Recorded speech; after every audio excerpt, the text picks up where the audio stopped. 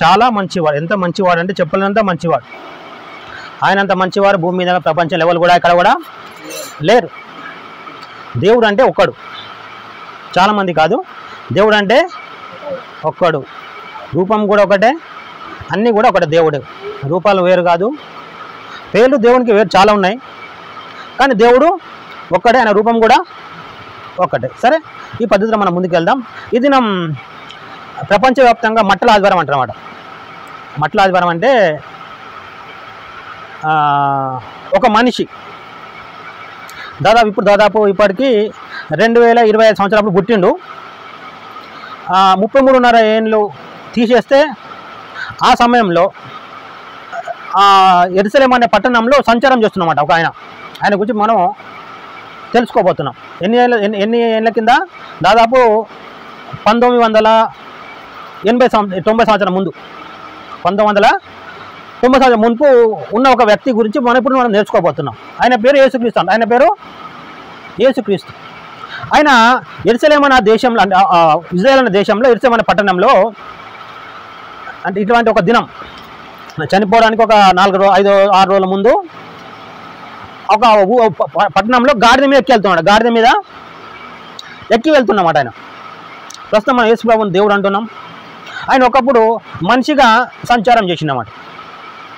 దాదాపు 33.5 ఏళ్ళు అంటే 2025లో 33.5 మైనస్ చేస్తే 1990 సంవత్సరం కంటే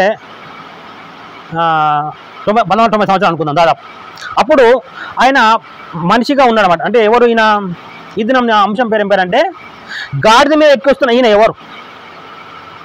గాడిద మీద ఎక్కి వస్తున్న ఈయన ఎవరు తెలుసుకోవాలి మనం. లేకుంటే దాదాపు 2000 సంవత్సరం అప్పుడు పుట్టి 1990 సంవత్సరం మునుపు ఉన్నవాడు ఆయన ఎవరు స్పష్టంగా తెలుసుకోవాలి. చాలా మన బ్రతుకు ఎటువంటి బ్రతుకు మనకు తెలుసు కదా. రేపు ఉంటామని గ్యారంటీ లేను. అటువంటి అప్పుడు రేపటికి ఉండనప్పుడు ఈరోజు అన్నీ సిద్ధం చేసుకోవాలి. హల్లెలూయా. ఏం చేయాలా? ఈరోజు అన్నీ సిద్ధం చేసుకోవాలి. ఇప్పుడు ప్రస్తుతం కొన్నిసార్లు కొన్ని పనులు ఉంటాయి, ఎప్పుడు పోతామో తెలియదు అనమాట. అంటే ఆ పనికి ఎప్పుడు పోతామో ఎప్పుడు పిలుస్తా తెలియదు. రెడీగా ఉండాలి లేదా? ఇప్పుడు బస్సు వస్తుంది స్కూల్ పిల్లలకు, టైంకి అయితే వస్తుందని తెలుసు, కానీ అది ఎప్పుడు వస్తుందో తెలియదు. అప్పుడు పిల్లలు ఏం చేస్తాం? రెడీ సిద్ధం చేసి పిల్లలు స్కూల్కి పంపడానికి చూస్తాం. మనకు కూడా కైకిలికి పోయేటప్పుడు ట్రాక్టరో ఆటోనో ఏదో వస్తుంది అందరిని తీసుకోవడానికి. అది అసలుకి ఏమన్నా రెడీగా ఉండాలి. ముందే కైకిలు దొరుకుతలేవు, కైకిళ్ళు చేతిలో పైసలు లేవు, ఎవడో కూలికి పిలుస్తానే వచ్చిండు. అప్పుడు ఏం చేస్తాం చెప్పండి? ముందే పోయి నేనే ఎక్కుతాడని అనలేదా? ఎందుకు? పైసలు అవసరం ఉన్నాయి, కైకిలు కాబట్టి పిలుస్తలేడు, ఇది కాకపోతే ఇంకో అనడానికి కూడా లేదు. అంటే ఏం చేస్తారు చెప్పండి? అలా ముందుగానే తయారై రెడీగా ఉంటారు. మనం ఎప్పుడు చచ్చిపోతామో తెలియదు. సరే మనం ఎందుకు పుట్టినామో తెలుసు అనుకుందాం మామూలుగా, కానీ ఎప్పుడు చచ్చిపోతామో తెలియనప్పుడు ఏం చేయాలా? అన్నీ రెడీ చేసుకొని సిద్ధంగా ఉండాలి. మన వయసు అయిపోతానికి వస్తుంది, లేకపోతే ఇప్పుడే ప్రారంభం అవుతుంది. కానీ ప్రారంభమైనా అది ఎప్పుడు ముగిసో తెలియదు. అవునా లేదా? పిల్లలు ఎప్పుడు చనిపోతారో తెలుస్తలేదు, పెద్దలు ఎప్పుడు చచ్చిపోతారో కూడా తెలుస్తలేదు. అనుకున్న వాళ్ళు కొందరు ఎక్కువ రోజులు బతారు, అనుకున్న ముందే పోతున్నాడు కొందరు కదా. కొందరు ఎట్లా సార్ తెలుసా?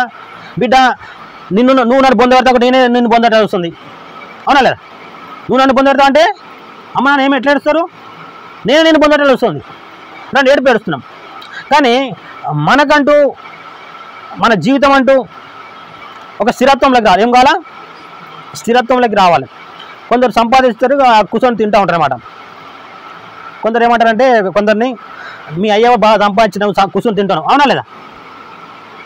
అట్లా ఒక స్థానానికి అయితే మనం రావాలి.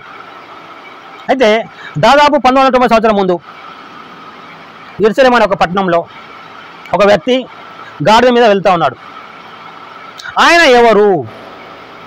మాకు తెలుసు అంటారు కొందరు, మాకంటారు కొందరు. మరి ఇప్పుడు మనందరికి తెలిసిన వాళ్ళు అనుకుందాం. తెలిస్తే మన స్థాయి ఇట్లెందుకు ఉందనేది ఒక స్థాయి ఆలోచించాల్సి ఉంది. ఎటువంటి స్థాయి చూద్దాం. ఈ దినం ఇక్కడ మనం ఈ వర్తమానం ఏంటంటే గాడిద మీద ఒక ఆయన ఎక్కి వెళ్తున్నాడు. ఆయన ఎవరు వాళ్ళకి తెలుసా? ఆయన ఎవరు నీకు తెలుసా? ఈ దినం చూద్దాం.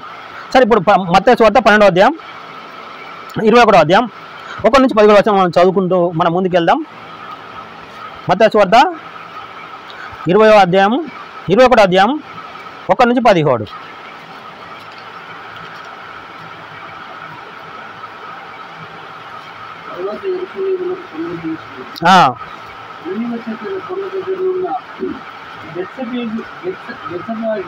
బెత్పేకు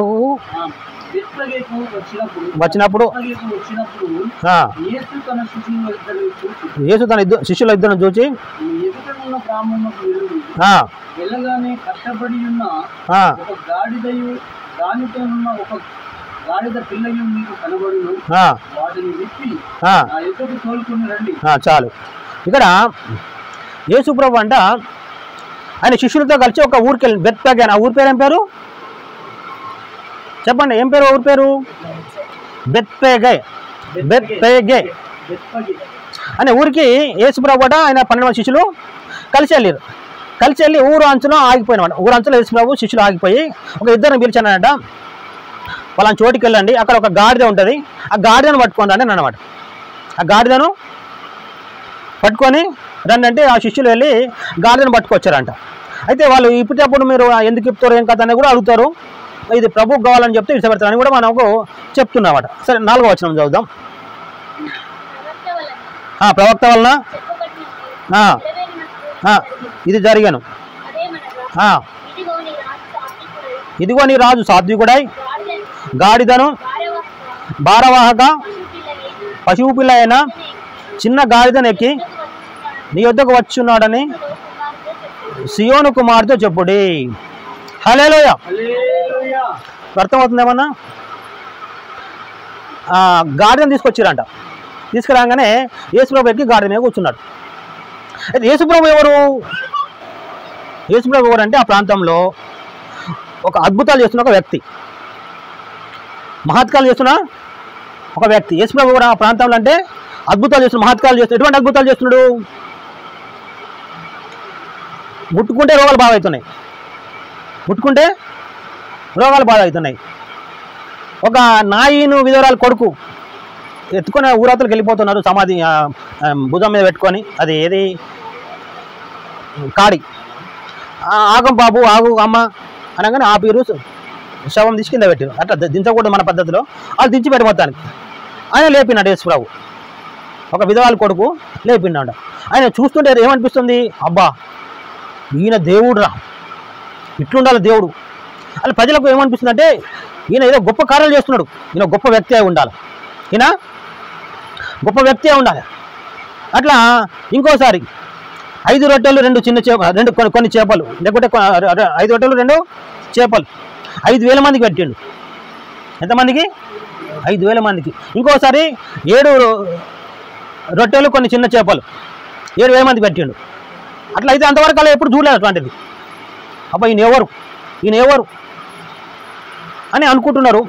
అయితే వాళ్ళ మనసులో ఒక మాట ఉన్నదన్నమాట. వాళ్ళ మనసులో ఒక మాట ఉన్నది. ఏం మాట అంటే ఇక్కడ మనం 4వ వచనం చదివినాం. ఇక్కడ ఏం చదువుతున్నాం అంటే ప్రవక్త వలన చెప్పబడి నెరవేరినట్లు. అంటే అంతకుముందు ఎవరు చెప్పారంట, ఇగో బాబు మీకు ఒక రాజు వస్తాడు, నీకు ఒక రాజు వస్తాడు.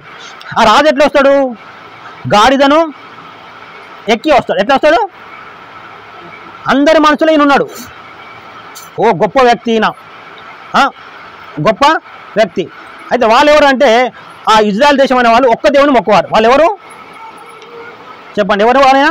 వాళ్ళు అప్పటి వరకు ఆ దేవుడు భూమి మీద పుట్టలేదు. అప్పటి వరకు ఆ భూమి మీద పుట్టని దేవుని వాళ్ళు మొక్కుతున్నారు అనమాట.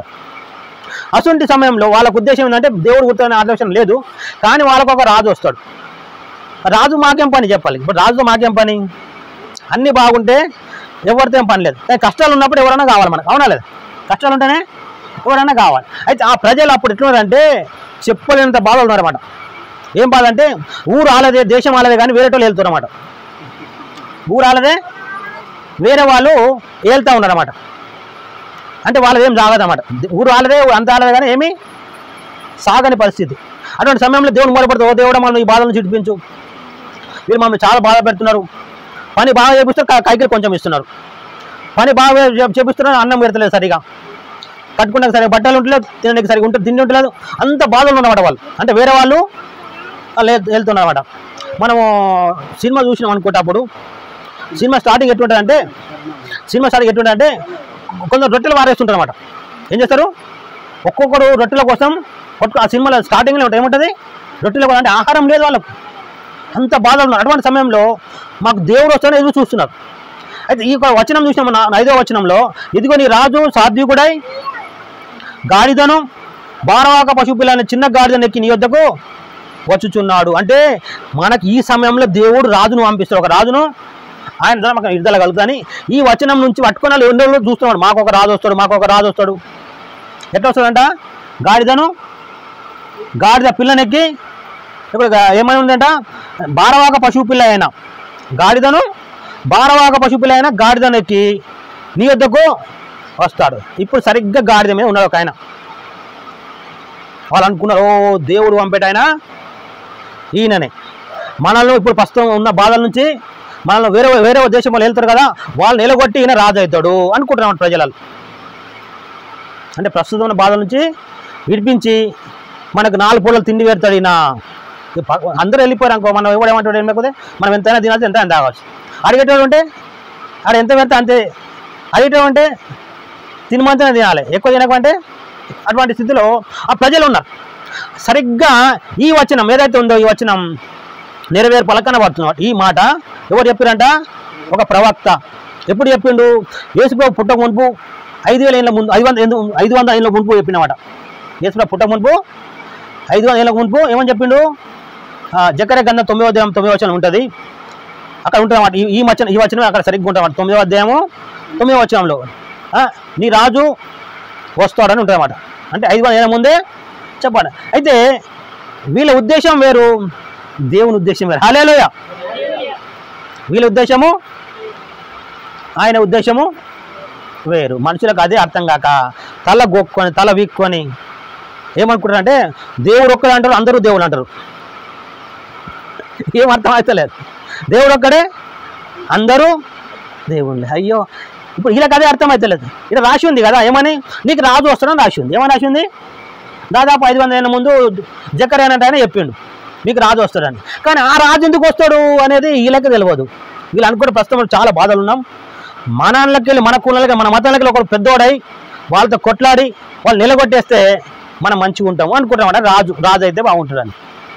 కానీ దేవుని ఉద్దేశం అది వేరు, దేవుని ప్రణాళిక వేరు. అయితే మనం ఈ రాజు గురించి కొన్ని వచనాలు ఇంకా వేరే చోట చూద్దాం.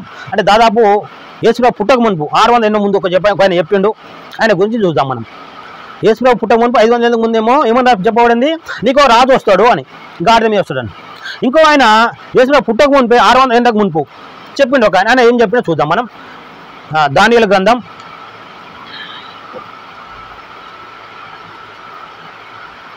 6వ అధ్యాయం 26వ వచనం.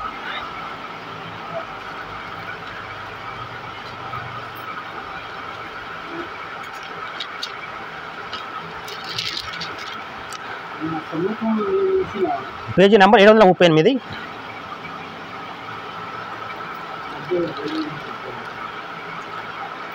చదువు.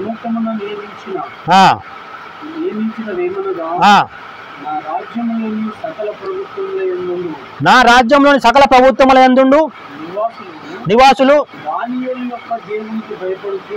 దానియేలు యొక్క దేవునికి భయపడుచు ఆయన సముఖమున వణుకుచుండవలెను. ఆయన జీవము గల దేవుడు, ఆయన యుగయుగములుండువాడు, ఆయన రాజ్యం నాశనం కానేరదు, ఆయన ఆధిపత్యం తుదమట్టుకుండును అని దార్యావేషణ ఒక రాజు చెప్తున్నాడు. ఎవరి గురించి కాదు, గాడిద మీద ఎక్కి వచ్చిన ఆయన గురించి ఈయన చెప్తున్నాడు.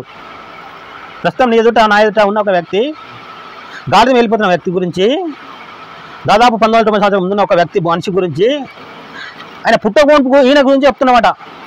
ఏమని, దానియేలు యొక్క దేవునికి నువ్వు భయపడుతూ ఆయన సముఖం వణుకుచుండవలెను, ఆయనే జీవము గల దేవుడు. హల్లెలూయా.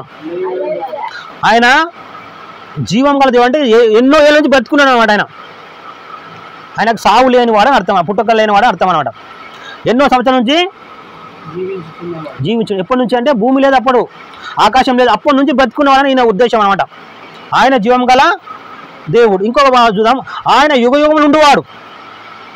ఇప్పుడే కాదు, ఇంకా ఎప్పటికీ ఎన్ని ఏళ్ళకైనా ఉండేటోడు. ఇంకా ఆయన రాజ్యం నాశనం కాలేదు కాలేదు అంటే ఆయనకు ఒక రాజ్యం ఉంది, ఆ రాజ్యానికి ఆయన రాజు. ఆయనకు ఒకటి ఏముంది? రాజ్యం ఉంది. ఆ రాజ్యం ఎన్నటికీ నాశనం కాలేదు. ఆ రాజ్యానికి ప్రస్తుతం ఆ గాజమైన రాజు, ఆయన రాజ్యం ఎన్నటికి కూడా నాశనం కాదంట.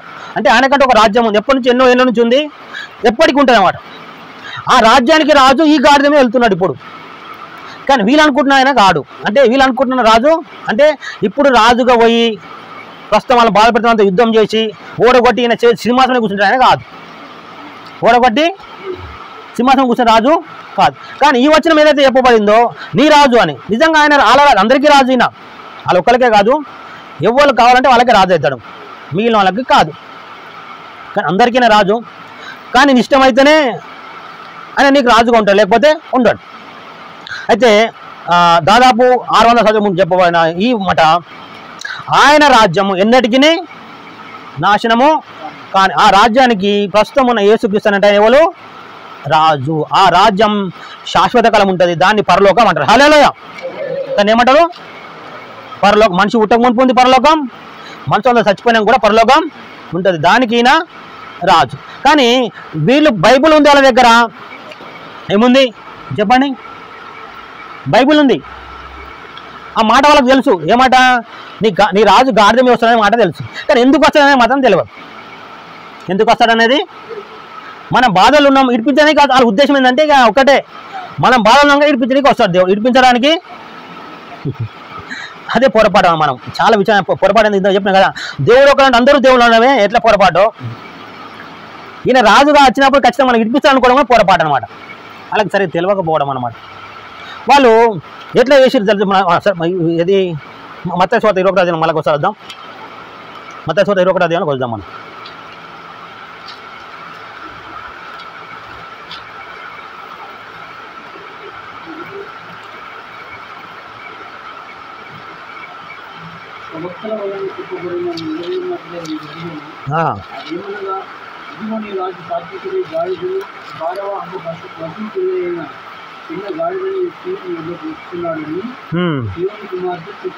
చెప్పాడు. సరే, అది అది అక్కడి నుంచి కాదు, 9వ వచనం. జనసమూహంలో ఆయనకు ముందుగా వెళుతున్న వారు వెళుతున్న వారిలో వెనుక వస్తున్న వారిలో దావీదు కుమారునికి జయము. ప్రభు పేరట వచ్చేవాడు స్తుతింపబడును గాక. సర్వోన్నతమైన స్థలములో జయం. ఈ కేకలు వేస్తుంది. సరే, ఇప్పుడు ఇంకో 7వ వచనం చూద్దాం. ఆ గాడిదను దాని పిల్లలను తోలుకొని వచ్చి వాటి మీద తమ బట్టలు వేయగా ఆయన ఆ బట్టల మీద కూర్చుంది. జనసమూహంలోనూ అనేకులు తమ బట్టలు దారి పొరుగున పరిచయం, కొందరు చెట్ల కొమ్మలను నరికి దారి పొరుగున పరిచయం. చాలు. ఇక్కడ అంటే యేసుప్రభు అంటే ఎవరు? ఆ ప్రాంతంలో గొప్ప అద్భుతమైన వ్యక్తి. కానీ వాళ్ళ ఉద్దేశంలో దేవుడు కాదు. హల్లెలూయా. వాళ్ళ ఉద్దేశంలో అయినా దేవుడు కాదు. అంటే వారికి గ్రంథం ఉన్నా కానీ ఆయన ఎవరో తెలియదు, ఎందుకు పుట్టినా కూడా తెలియదు. ఎంత చెప్పినా వాళ్ళకు బుర్రకి ఎక్కుతుంది. వాళ్ళ బుర్రలో ఉన్నది ఒకటి. ప్రస్తుతం చాలామంది చర్చికి వస్తారు, వాళ్ళకి మనసు ఒకటి. ఎంత చెప్పినా ఎంత మొత్తుకున్నా మాకు మంచిగా అయితే చాలు, మాకు మంచిగా అయితేనే చాలు, అంతే. ఇంకేం లేదు. అమ్మా ఈయన బైబిల్ చెప్తుంది భూమి కంటే ముందున్నాడు, ఆకాశం కంటే ముందున్నాడు, మనం పుట్టిన దేవుడు ఈయన ఒక్కడే అమ్మంటే అట్లా కాదు, మాకు బాగా అయితే చాలయ్యా, బాగా అయింది మొత్తం, అంతకంటే ఇంకేమీ లేదు. బాగా అయింది చాలు, అంతకంటే ఇంకేమీ లేదు. అనేకులు వచ్చిరంట, ఏం చేసిరంట, ఆయన గాడి మీద వస్తుంటే బట్టలు పడిచిరట ముంగట. ఇప్పుడు ఏమన్నా అంటారంటే ఫంక్షన్ హాల్లో కానీ ఎర్రది ఒకటి పరిచి ఉంటాయన్నమాట, దుప్పటి కంబలి, దాని మీద తీసుకుపోతాడు అంటే ఘనత అనమాట. అట్లా బట్టలు పడిచారు, కొమ్మలు నాకి పడిచారు అంటే ఆయన గణపరిచారు అనమాట. గణపరిచి ఏమో మలికినట, దావీదు కుమారునికి జయం, ప్రభుపేట వచ్చి వాళ్ళు శుద్ధింపబడిన కాక అని సర్వోన్నత స్థలంలో జయం అని కేకలు వేస్తూ ఉన్నారట. అంటే ఆయన గొప్ప గణపరుస్తారు. మాకు దొరికిండ్రు ఆయన. ఎటువంటి వాడైనా చచ్చిపోయినా కూడా లేపుతాడు. అన్నం లేకపోతే 5 రొట్టెలనే 5,000 మందికి పెట్టిండు. 7 రొట్టెలను కొన్ని చిన్న చేపలు 7,000 మందికి పెట్టిండు. అంత గొప్పడిగా మేము గొప్ప మాకు రాజుగా వస్తున్నాడు. అది కూడా ఎట్లా? ఈ మాట ప్రకారం వస్తుంది. ఏ మాట ప్రకారం? బైబిల్ ప్రకారం వస్తుందన్నమాట. కానీ బైబిల్ ప్రకారం వచ్చిండు, కానీ ఆయన వచ్చిన ఉద్దేశం ఏముంది నాయన అనేది తెలియదు మనకు. అసలు మనకు మొత్తం బాగుపడతాం అనే ఉద్దేశమే తప్ప మనం చచ్చిపోతే ఆడిపోతాం అక్కడ ఎన్ని ఉంటాం అనేది ఆ ఉద్దేశమే లేదు. అది ఉద్దేశం లేక ఇష్టం వచ్చినట్టు బతుకుతున్నాం, ఇష్టం వచ్చినట్టు మాట్లాడుతాం, ఇష్టం వచ్చినట్టు ప్రవర్తిస్తున్నాం. అది తప్పు. మన బ్రతుకు తర్వాత అసలు జీవితం మనం చచ్చిపోయినాక ఏముంది? అసలు జీవితం అప్పుడు ప్రారంభం. అసలు జీవితం ఎప్పుడు ప్రారంభమవుతుంది? చచ్చిపోయినాక అవుతుంది అన్నమాట. ఒకప్పుడు చదువుకోమని చెప్పినా చదువుకోవాలంట కొందరు పెద్ద మనుషులు. బడిలో ఉండే ఇసుక పెడితే కొట్టినా తన్నినా ఇంటికి వచ్చి బట్టలు కాసిరంట. తర్వాత ఇప్పుడు ఏమంటారు? ఒకప్పుడు మమ్మల్ని చదువుకోమని చదువుకోలేదు, ఇప్పుడు మీరు చదువుకోమంటే ఎందుకు చదువుకుంటారని కొడుతున్నారు పిల్లలను. అంటే వాళ్ళకి బుద్ధి వచ్చింది, కొడుతున్నారట. ఏం చేస్తారు? చదువుకోవాలని బలంగా చదివిస్తున్నారు, ఇంత అమ్మి అయినా చదివిస్తారు అన్నమాట. ఎందుకు? వాళ్ళకు చదువుకోలేదు, ఎంత నష్టం వచ్చిందో తెలిసింది కదా, ఇప్పుడు చదివిస్తావు పిల్లలను. కానీ నువ్వు నేను చచ్చిపోతావు, మళ్ళీ వాపసు రామ్. ఇప్పుడు నువ్వు బతుకున్నావు, నీ పిల్లలు నీకు తెలిసింది అన్నమాట. ఏమని తెలిసింది? నేను చదివిపోతే, నేను చదువుకోకపోతే నాకు ఎంత నష్టమో తెలిసింది. ఇప్పుడు నా పిల్లలను చదివించుకుంటున్నా. కానీ నేను చచ్చిపోయి వాళ్ళు చూసేస్తే కానీ మళ్ళీ వాపసు వచ్చి మళ్ళీ మంచిగా బతకడానికి అవునా లేదా? అది ఏముంటే ఎట్లుంటే ఆడిపోయినాక తెలుసుకున్నావు. కానీ ఆడికి పోయినాక ఏమేమి ఉందో అది ఎట్లా వాడాలో తెలియకపోతే ఏం లాభం?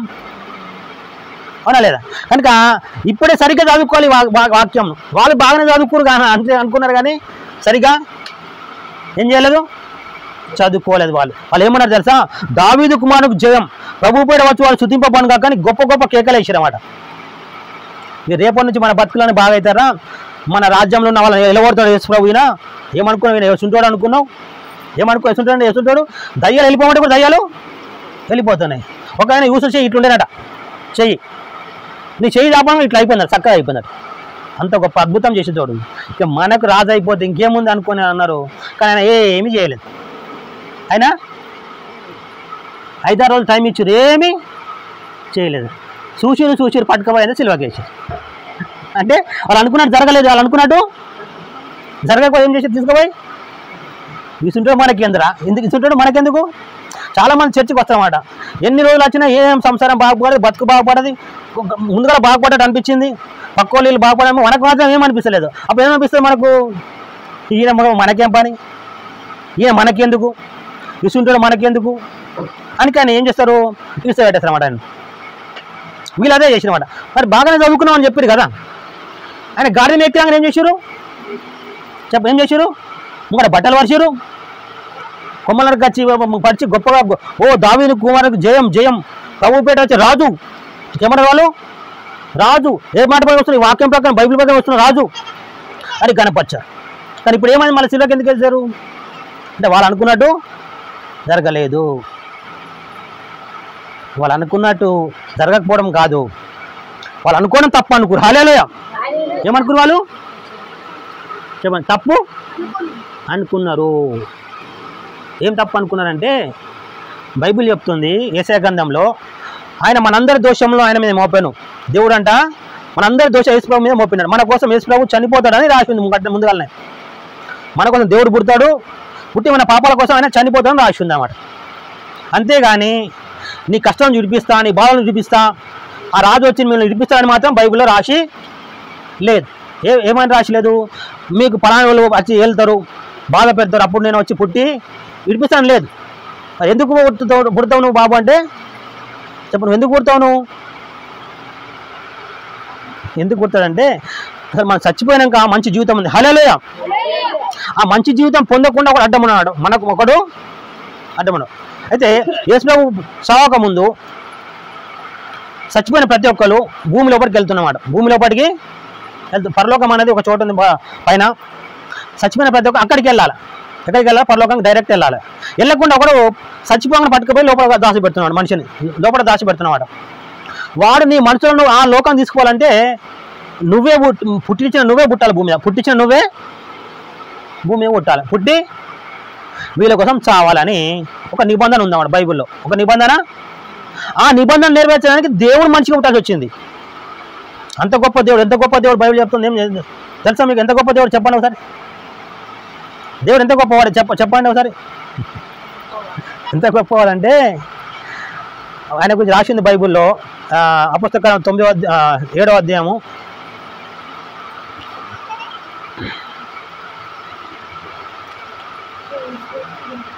50వ వచనం. అపొస్తలకాలం 7వ అధ్యాయం 50వ వచనం. ఆకాశము నా సింహాసనము, భూమి నా పాదపీఠం అని ఆయన అంటున్నామట. ఎంత గొప్ప దేవుడు అంట. ప్రస్తుతం వీళ్ళ ఎదురుగా ఉన్న వ్యక్తి ఒక గాడిద మీద కూర్చున్నాడు, మనంతనే ఉన్నాడు.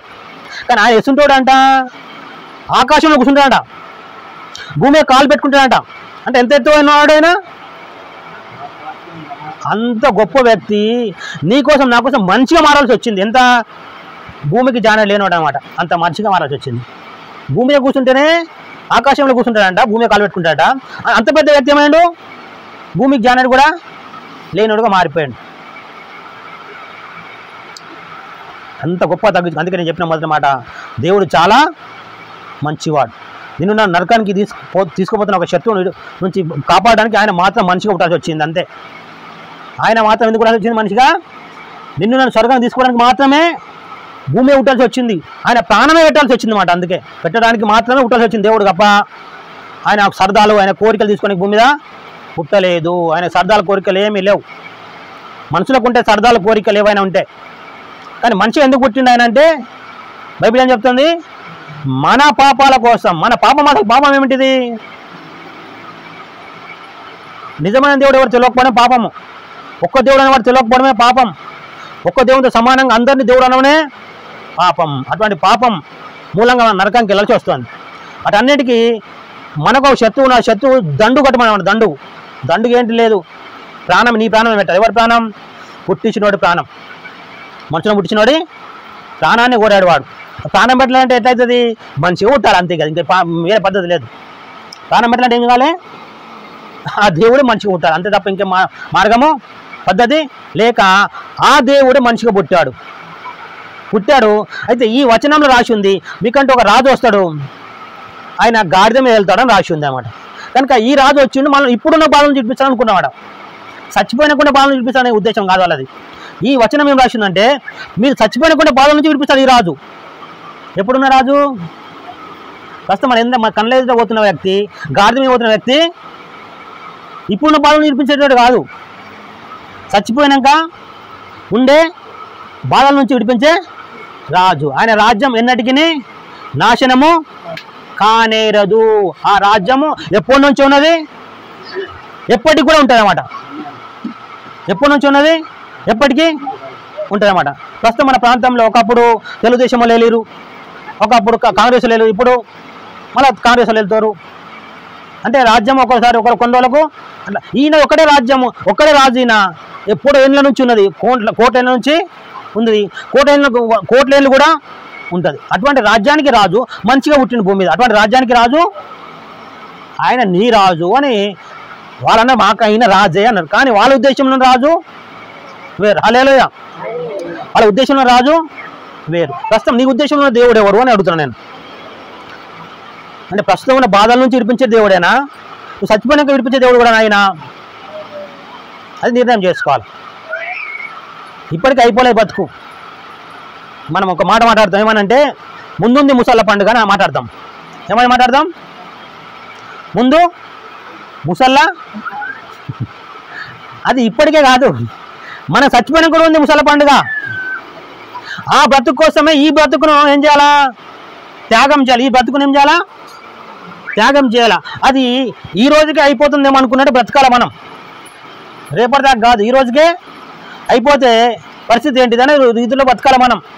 ప్రస్తుతం మనం చెప్పిన కైకిలు చాలా పైసలు అవసరం ఉన్నాయి. కైకిలు వస్తే దాంతో మనకు తీర్థం అనుకున్నప్పుడు ఏం చేస్తాం తెలుసా? ఖచ్చితంగా అవునన్నా కానీ ఆ పనికి పోవడానికి ఎన్నో రీతిలో ప్రయత్నం చేస్తాం.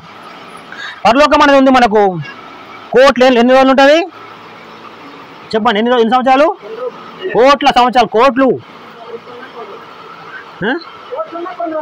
ఆ కోట్లుగా చెప్పేది నేను. పైసల గురించి చెప్తలేనాక చచ్చిపోయినాక 1000 ఏళ్ళు బతకబోతున్నాం అనమాట. 1000 ఏళ్ళు, లక్షల ఏళ్ళు, కోట్ల ఏళ్ళు పోతున్నాం. మళ్ళీ రామే వాపస్. మరి ఆడ ఎట్లుంటుందని తెలుసుకోవాలా లేదా మనం? అది తెలుసుకొని మనం బతుకుని బాగా బతకాల. ఈరోజు చచ్చిపోతే కూడా వాళ్ళు రాజ్యానికి వెళ్ళాలంటే ఇదిగా బతకాల. దానికోసం మన నాలుకను, మన ప్రవర్తనను అన్నింటినీ ఏం చేయాలా? కంట్రోల్లో పెట్టుకోవాలా. ప్రార్థన జీవితం కలిగి ఉండాలా. వాక్యం చదువుకోవాలా. నరకంకి వెళ్ళే ప్రజలను దేవుని వైపు తిప్పాలా. మన బాధ్యత ఎవరి బాధ్యత? అది మన చుట్టాలను, మన బంధువులు, మన అక్కలను, అన్నజనులు అందరినీ కూడా దేవుని వైపు తిప్పే బాధ్యత ఎవరిది? నీది. ఇంత గొప్ప రాజ్యం, ఇంత గొప్ప మంచి మర్మం తెలుసుకున్నాను. ఏం చేయాలా చెప్పండి? ఏం చేయాలా? అనేకులు తిప్పడానికి చెప్పడానికి సాధారణ ప్రార్థన చేయాలి. ఉపవాసం ఉండాలి. కన్నీరు విడవాలి, ఏడవాలి దేవుని దగ్గర. ఏం చేయాలా? దేవుని దగ్గర ఏడవాలి, ఉపవాసం ఉండాలి. ఉపవాసం ఉండి బ్రతుకుతే, ప్రార్థన చేసి బ్రతుకుతే పరలోకంలో మంచి బహుమానం కూడా దొరుకుతుంది మనకు. మరి అయితే ఏం తెలుసుకున్నాం? ఈ రాజుకు గణపరిచి బాగానే, గొప్ప చేసిరు బాగానే. తర్వాత వారం లోపల ఆయన తీసుకుపోయి శిలువకు చేసిరు అన్నమాట. అంటే వాళ్ళకి ఏం మంచి జరగలేదు, కానీ దేవుని గొప్ప చేసిరు, గణపరిచారు. కొందరు చాలామంది విచిత్రంగా ఉంటారన్నమాట. చర్చికి వచ్చేప్పుడు ఎంత చక్కగా భక్తి ఉంటుందంటే దేవుడు ఖచ్చితంగా మాకు బాగు చేస్తాం, మంచి చేస్తాం అనుకుంటామన్నమాట. మంచి చేయలేదు అనుకో, అంత చండాలంగా మాట్లాడతాం ఆ దేవుని గురించి. పైన మంచిగా అవుతావు, కానీ కొందరు బాగుపడకపోతే ఎంత చండాలంగా మాట్లాడతామన్నమాట. ఇప్పుడు వీళ్ళ లెక్క అనమాట. ఏం చేసారు వీళ్ళు? యేసుప్రభు గాడిద మీద ఎక్కించారు, ఊరేగించారు. తర్వాత వారం తీసుకుపోయి సిల్వ అట్లా. అది కాకూడదు. అంటే నిజం తెలుసుకోవాలంటే వాళ్ళకి నిజం సరిగా తెలియదు. నువ్వు ఇటువంటి బతుకుతూ ఉంటే అంటే ఇంత చక్కగా తెలిసి కూడా మన బతుకు, మన మాటలు, మన నడక, మన ప్రవర్తన సరిగా లేకపోతే వీళ్ళతో సమానం. ఎవరితో సమానం? ఇజ్రాయెల్ దేశంలో ఉన్న ఆ ప్రజలతోటి సమానం. యేసుప్రభు బ్రతికి ఉన్నప్పుడు ఉన్న ప్రజలతోటి సమానం అన్నమాట నువ్వు.